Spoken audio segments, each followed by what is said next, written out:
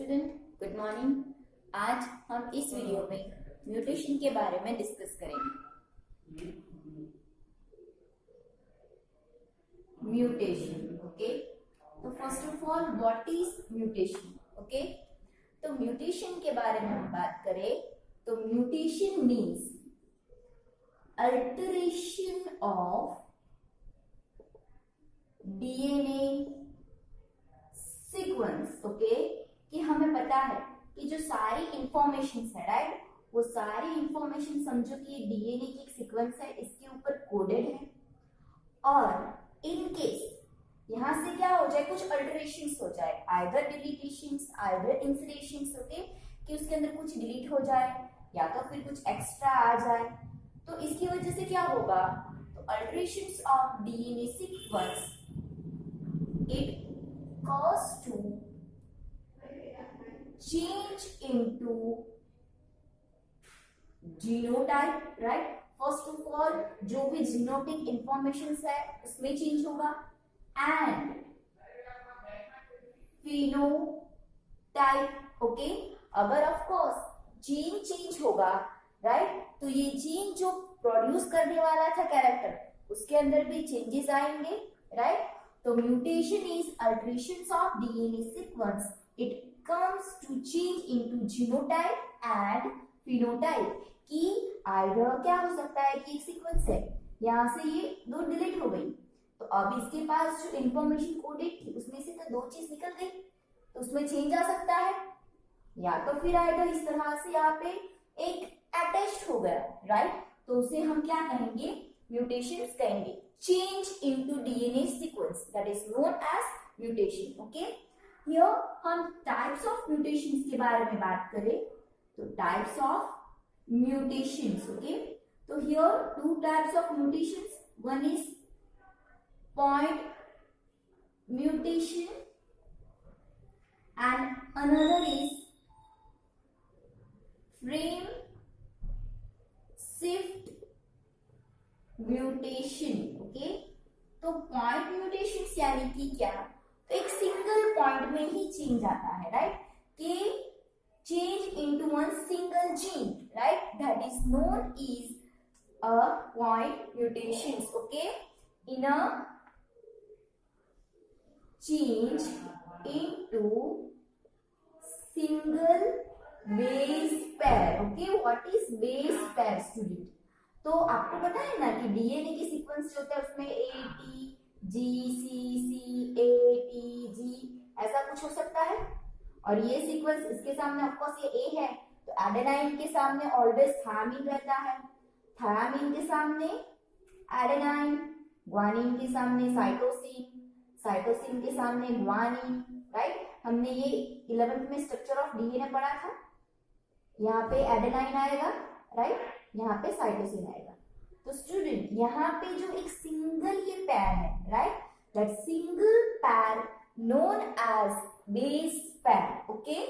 तो point mutation means change into single base पैर, okay. तो यहाँ पे एक सिंगल बेस पैर में चेंज आ गया, तो इसे हम क्या कहेंगे, पॉइंट म्यूटेशन कहेंगे, ओके। यहाँ पे आप देखो तो फॉर एग्जाम्पल क्या होगा, पॉइंट म्यूटेशन का हम एग्जांपल ले, सिकल सेल एनीमिया, ओके। तो सिकल सेल एनीमिया में क्या होता है, तो यहाँ पे एक सिंगल, ओके, एक सिंगल जो ग्वानिन होता है, राइट, तो ग्वानिन समझो कि क्या है, ये एक पैर है, ओके। यहाँ पे सी जी सी है, समझ लो।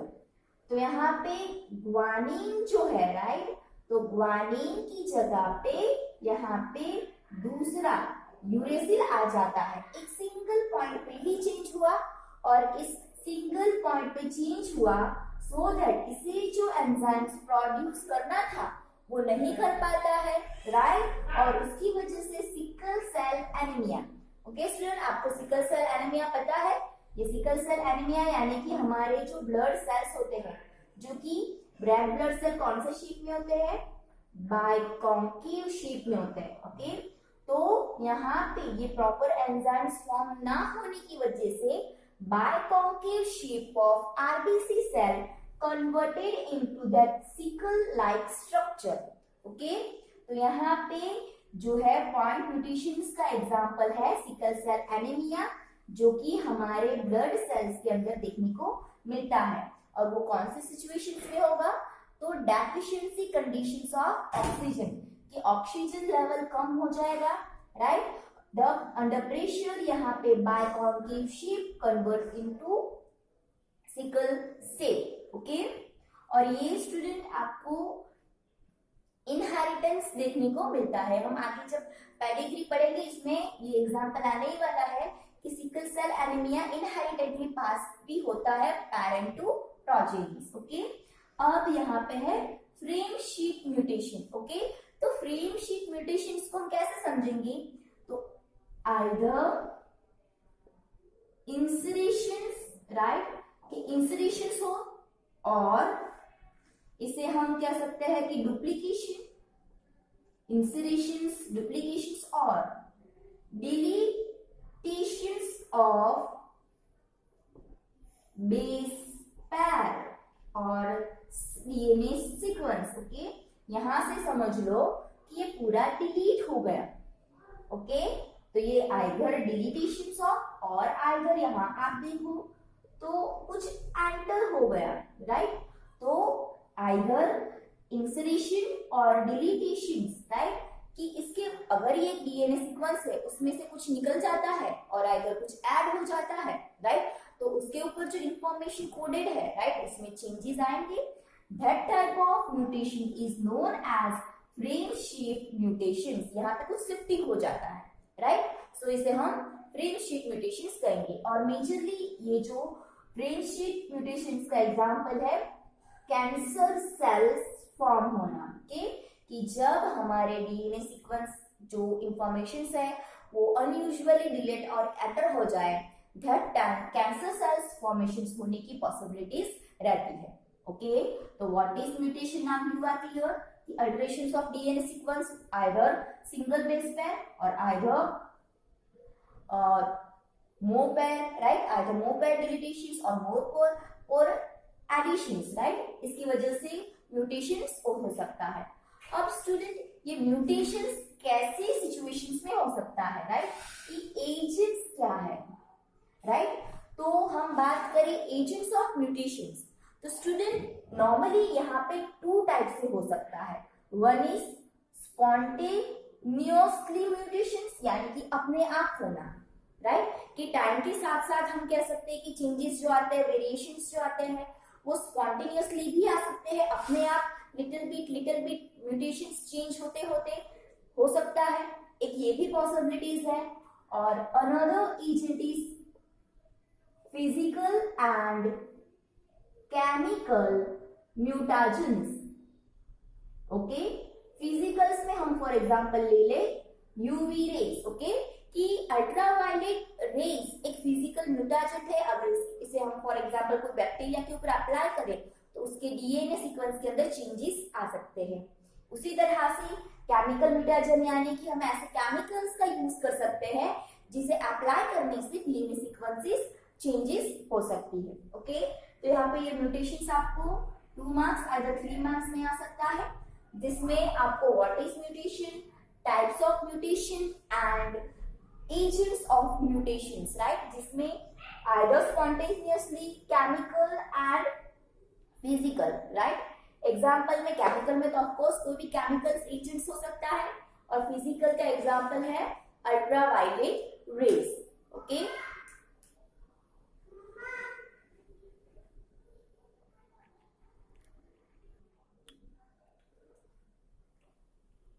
अब स्टूडेंट हम नेक्स्ट टॉपिक जो है जीनेटिक डिसऑर्डर्स को कंटिन्यू करेंगे। जीनेटिक डिसऑर्डर्स, ओके, तो जीनेटिक डिसऑर्डर्स के बारे में हम बात करें तो यहाँ पे 2 टाइप्स ऑफ जीनेटिक डिसऑर्डर्स हैं। One is Mendelian disorders and another is chromosomal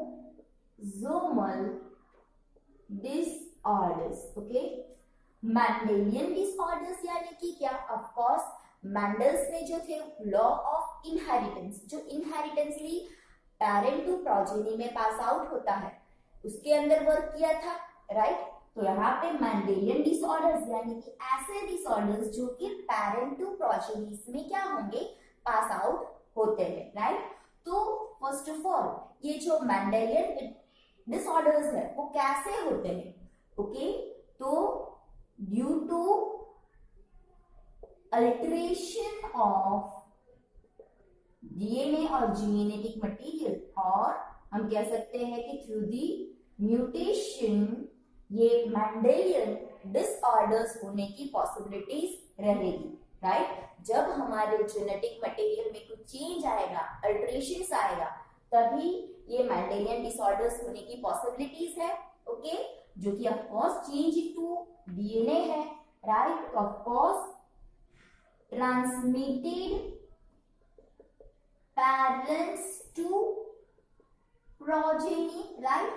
of course अगर कोई भी डीएनए में चेंज होगा तो पेरेंट टू प्रोजेनी में जाने ही वाला है, राइट? ये जो मैंडेलियन डिसऑर्डर्स है, राइट? मैंडेलियन डिसऑर्डर में आप देखोगे तो मेंडल ने अपने एक्सपेरिमेंट में डोमिनेंट एंड रिसेसिव कैरेक्टर दिए थे, राइट? तो Mendelian disorder also contain dominant and recessive traits, okay?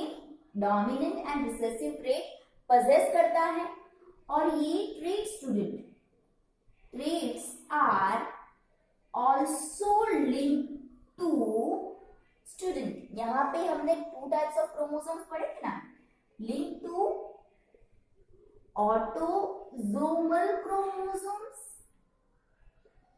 Autosomal chromosomes, now you know very well, autosomal chromosomes and allosomes chromosomes, right? कि हमारे पास जो 23 पैर ऑफ क्रोमोसोम्स है उसमें से जो 22 पैर है वो ऑटोसोमल है, और 23 नंबर ऑफ जो पैर है वो एलोसोम्स क्रोमोसोम्स यानी कि सेक्स क्रोमोसोम्स भी इसे हम कह सकते हैं। तो ट्रेट जो है, राइट, दैट ट्रेट, ये मेंडेलियन डिसऑर्डर्स जो है वो हमारे सेक्स क्रोमोसोम्स के साथ भी लिंक्ड देखने को मिलेगा। अब स्टूडेंट अगर हमें ये मेंडेलियन डिसऑर्डर्स को स्टडी करना हो तो मेंडल ने तो पी प्लांट को इजीली उगाया था और उसने ऑब्जर्व कर लिया था, बट जब हम ह्यूमन बीइंग के बारे में बात करते हैं तब हम किसी पर्टिकुलर कोई भी मेन वुमेन के बीच में हम मीटिंग नहीं करवा सकते और कुछ कैरेक्टर ऑब्जर्व नहीं कर सकते। In that kind of situations यहाँ पे हम क्या कर सकते हैं? तो यहाँ पे जो है हम कर सकते हैं पेडिग्री एनालिसिस, ओके? तो व्हाट इज पेडिग्री एनालिसिस? तो pedigree analysis means prepare a family chart, okay? Prepare family tree, right? एक family tree हम बना सकते हैं, right? In which particularly trait passing to parent to progeny, कि हम for example एक पर्टिकुलरली क्या करेंगे तो फैमिली ट्री बनाएंगे, ओके? और उस फैमिली ट्री बनाने के लिए हमें क्या करना पड़ेगा? तो फॉर एग्जाम्पल क्या करेंगे तो एक डॉटर के फादर के ग्रैंडफादर में पर्टिकुलरली कैरेक्टर था या नहीं था, राइट? ऐसे कैरेक्टर को हम एनालाइज कर सकते हैं, राइट? पर्टिकुलरली एक पूरी फैमिली को, राइट, उनकी जो भी ग्रैंडफादर के फादर तक का जो कैरेक्टर हमें जितना हो सके उतनी डिटेल्स हम कलेक्ट कर सकते हैं और उसकी हेल्प से एक क्या कर सकते हैं कि पेडिग्री ट्री बना सकते हैं। अब हमें यहाँ पे पेडिग्री ट्री बनाने के लिए स्टूडेंट क्या चाहिए? तो स्पेसिफिक सिंबल्स चाहिए, राइट? तो ट्री बनाने के लिए अब हमें ये जो हाउ टू पेडिग्री एनालिसिस किस तरह से होगा उसके बारे में हम डिस्कस करेंगे। तो मेंडेलियन डिसऑर्डर्स में पहले आपको इतना ही लिखना है कि मेंडेलियन डिसऑर्डर्स किससे होता है, तो अल्टरेशंस ऑफ डीएनए और mutations, right. Parents to progeny transmit होगा। मेंडेलियन कंटेन करता है डोमिनेंट एंड रिसेसिव, इसीलिए हमें जो पेडिग्री एनालिसिस है, राइट, वो पेडिग्री एनालिसिस भी हम इजीली कर सकते हैं। और trait are also linked to the sex chromosomes, right. अब यहाँ पे हम एग्जांपल्स के बारे में बात करें तो मेंडेलियन डिसऑर्डर्स में जो है thalassaemia, sickle cell anaemia, cystic fibrosis, right, colour blindness, ऐसे सारे डिजीजेस देखने को मिलेंगे। ओके, नाउ स्टूडेंट अब हम आगे जो है वो पेडिग्री एनालिसिस के बारे में स्टडी करेंगे।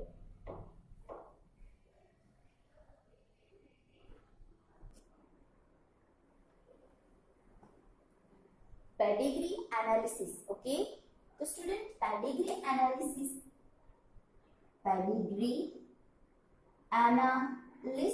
हमें स्टडी करने से पहले सम ऑफ द सिंबल हमें पता होने चाहिए, राइट, क्योंकि हम यहाँ पे ह्यूमन बींग्स की जो जनरेशंस है उस जनरेशंस को स्टडी करने वाले हैं, राइट।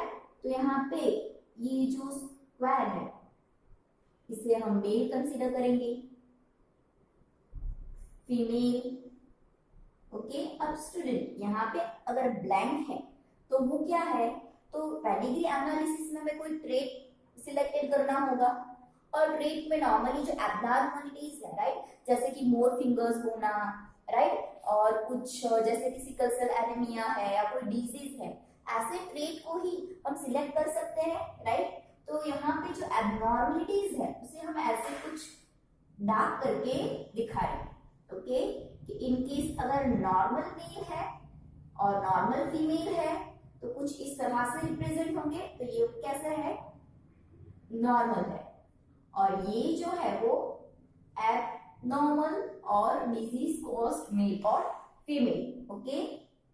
और यहाँ पे स्टूडेंट इसी तरह से ये सिंबल जो है, राइट, ये अनस्पेसिफाइड जेंडर के लिए है, ओके। अनस्पेसिफाइड जेंडर के लिए ये जो है सिंबल यूज किया गया है। ये सारे सिंबल्स आपको पता होने चाहिए, ओके। अब अगर एक मेल एंड फीमेल के बीच में मीटिंग होती है तो उसे हम इस तरह से रिप्रेजेंट करेंगे, ओके। और इन केस ये मीटिंग अगर मोर रिलेटिव्स, ओके, अगर नजदीक के रिलेटिव्स वाले मैन एंड वुमेन के बीच में होती है तो उसे हम यहाँ पे डबल लाइन करके रिप्रेजेंट करेंगे। अगर यहाँ पे इसे हम मीटिंग एंड ये जो है मीटिंग बिटवीन रिलेटिव्स, ओके, जो मोर रिलेटेड होते हैं, राइट, उसके बीच में होगा कि नॉर्मली कहा जाता है कि जो मैरिजेस जो होते हैं अगर हम हमारी जनरेशन 1 to 7 जनरेशन के अगर बीच में ही करते हैं, राइट, तो ऐसी सिचुएशंस में जो जेनेटिक डिसऑर्डर्स होने हैं उसकी पॉसिबिलिटीज बढ़ जाती है, राइट।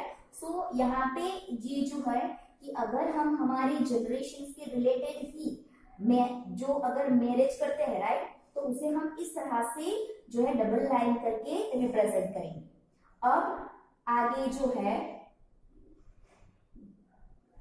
यहाँ पे ये क्या है, तो मेल एंड वुमेन के बीच में मीटिंग एंड यहाँ पे अगर ऐसे बताया जाए तो ये उसके क्या होंगे, चिल्ड्रंस। तो चिल्ड्रंस को हम इस तरह से दिखाएंगे, हैव चिल्ड्रन, ओके। और इन केस अगर चिल्ड्रन में कोई अफेक्टेड हुआ तो उसे ऐसे डार्क करके हमें रिप्रेजेंट करना है, ओके। तो स्टूडेंट यहाँ पे ये सिंबल्स हमें पेडिग्री एनालिसिस स्टडी करने से पहले क्लियर होने चाहिए। तो first of all what is pedigree analysis, वो आपको पहले तो क्लियर है कि हम पेडिग्री एनालिसिस में क्या करते हैं, तो फैमिली ट्री प्रिपेयर करते हैं फॉर स्टडी के जनरेशन, कोई भी एक जनरेशन का हम ट्री जो पेरेंट टू प्रोजेनी जाता है, ओके, उसे हम स्टडी करेंगे। तो यहाँ पे पहले तो हमने डिस्कस किया था आगे कि मेंडेलियन के डिसऑर्डर्स के हिसाब से यहाँ पे डोमिनेंट एंड रिसेसिव टाइप्स में काम करता है, राइट। तो यहाँ पे स्टूडेंट एक पॉसिबिलिटी रहेगी, क्रोमोसोम्स 2 टाइप्स के हैं, autosomes dominant, right, another one is autosomes recessive, okay. और जो दूसरे टाइप्स होंगे वो कौन से, एलोसोम्स, और इसे हम सेक्स लिंक क्रोमोसोम्स कह सकते हैं। तो ऑल एलोसोम्स डोमिनेंट और इसे हम सेक्स लिंक क्रोमोसोम्स कह सकते हैं। उसी तरह से इसमें भी पॉसिबिलिटीज रहेगी, एलोसोम्स रिसेसिव, ओके। अब स्टूडेंट पेडिग्री एनालिसिस करने में हमें क्या ध्यान रखना है, ओके। तो फर्स्ट ऑटोसोम डोमिनेंट का हम एक एग्जांपल लेते हैं जिसमें आपको दिया गया है माइटोनिक डिस्ट्रॉफी, माइटोनिक डिस्ट्रॉफी। तो माइटोनिक डिस्ट्रॉफी के बारे में बात करें तो स्टूडेंट ये जो डिसऑर्डर्स है, इस डिसऑर्डर्स में नॉर्मली जो मसल्स होते हैं, मसल्स क्या हो जाएंगे, रिटार्ड हो जाएंगे, मसल्स प्रॉपर्ली एक्टिव नहीं रहेगा। सो एक्टिव मतलब बॉडी में मसल्स कम हो जाएंगे, तो बॉडी के अंदर एनर्जी वीक कम हो जाएगी, वीकनेस देखने को मिलेगी।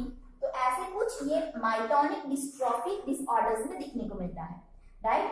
तो यहाँ पे ये जो डिसऑर्डर्स है, राइट, इसमें कौन सा कैरेक्टर काम करता है, ऑटोसोम डोमिनेंट, यानी कि फॉर एग्जांपल डोमिनेंट है तो यहाँ पे स्टूडेंट आइदर कुछ ऐसे समझ लो कि मेल एंड वुमेन दोनों कैसे हैं, हेटेरोजाइगस है। आइदर एक ऐसी भी पॉसिबिलिटीज आ सकती है कि दोनों होमोजाइगोस भी हो सकते हैं। तो आने वाली जो प्रोजेनीज है, हम दोनों पॉसिबिलिटी साथ साथ बनाते हैं। तो यहाँ पे अब आने वाले जो चिल्ड्रंस होंगे, राइट, उस चिल्ड्रन की हम पॉसिबिलिटीज बनाते हैं। ये एक के साथ ऑफ कोर्स यहाँ पे स्टूडेंट, हाँ याद रखना कि डोमिनेंट कैपिटल ए है, जो कि जिसकी वजह से ये माइटोनिक डिस्ट्रॉफी हो सकता है। अब यहाँ पे दोनों पेरेंट क्या है, अफेक्टेड है, male and women both are affected, okay. अब यहाँ पे सिर्फ यही अफेक्टेड है, एक मेल ही, ओके। अब यहाँ पे देखो तो ये फर्स्ट चिल्ड्रन आपको ऑफकोर्स अफेक्टेड मिलेगा। अब एक कैपिटल ए स्मॉल ए, तो यहाँ पे भी डोमिनेंट है, सो ये चिल्ड्रन भी आपको कैसा मिलेगा, अफेक्टेड मिलेगा। अब capital A small A,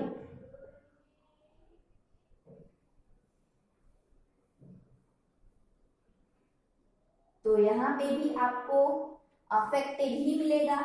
but here possibilities is small A and small A, it means कि यहाँ पे जो भी डॉटर होंगे या आइदर सन होगा, वो क्या हो सकता है, अनअफेक्टेड हो सकता है, okay.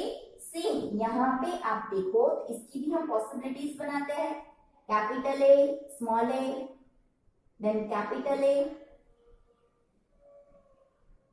Okay, capital A small A, capital A small A. एक मिनट, यहाँ पे हम हेटेरोजाइगस लेते हैं तो हमें अच्छी पॉसिबिलिटीज मिलेगी, capital A small A, capital A small A, और यहाँ पे small A small A small A small A. It means कि यहाँ पे दो चिल्ड्रन अफेक्टेड मिलेंगे और दो चिल्ड्रन अनअफेक्टेड मिलेंगे, ओके। तो ऑटोसोमल डोमिनेंट में हमें पेडिग्री एनालिसिस करना है, तो हमें क्या चीज ध्यान रखनी है, तो इस पेडिग्री में देखना है तो अफेक्टेड पैरेंट के चाइल्ड आप देखो तो नॉर्मल भी हो सकते हैं, राइट, कि यहाँ पे दोनों अफेक्टेड थे, बट एक चिल्ड्रन की पॉसिबिलिटीज कैसी थी कि वो नॉर्मल हो सकता है। कैसे केस में कि अगर पेरेंट कैसा हो तो पेरेंट हेटेरोजाइगोस हो।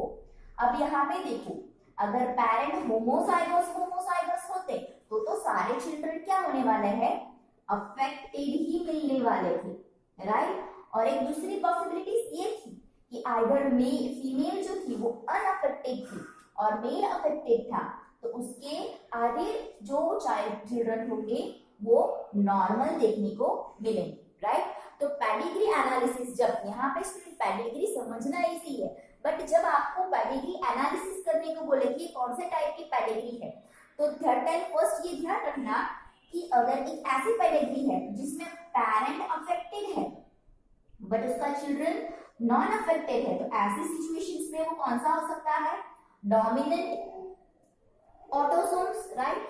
और जो है नॉन 110% ऑटोसोम्स डोमिनेंट के चिल्ड्रन अफेक्टेड ही देखने को मिलेंगे, कि आधे चिल्ड्रन तो अफेक्टेड रहेंगे ही रहेंगे, ओके।